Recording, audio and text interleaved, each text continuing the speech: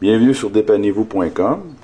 Eh bien, voici le réchaud que j'ai essayé dernièrement, que je trouve relativement assez efficace aussi, qu'on nomme le Cat Stove.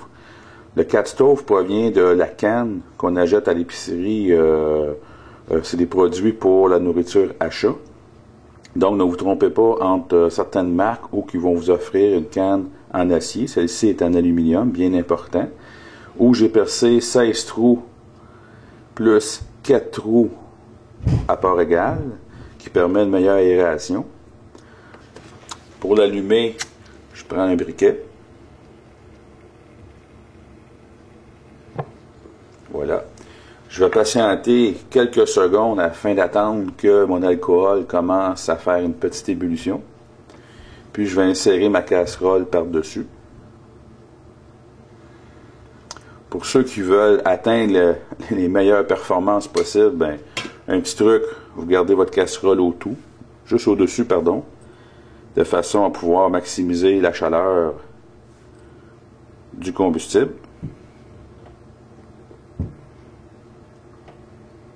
Vous allez voir que le Cat Stove prend un certain temps, contrairement à ses prédécesseurs, à se réchauffer.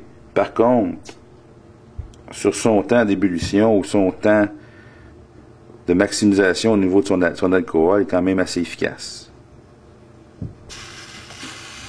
Et voilà. Il ne reste qu'à patienter.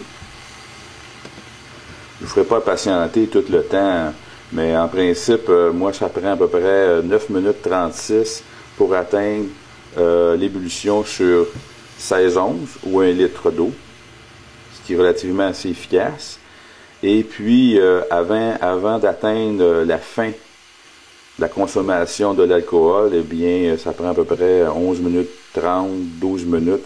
Ça joue à peu près là-dedans, selon les conditions. C'est sûr que les conditions d'essai se sont faites dans un environnement idéal, c'est-à-dire pas d'air, pas de vent plutôt, et puis dans un garage.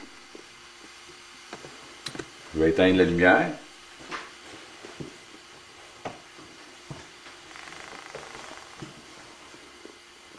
On voit une belle flamme bleue qui signifie que votre combustion se fait très bien. Donc, la part d'air est suffisante.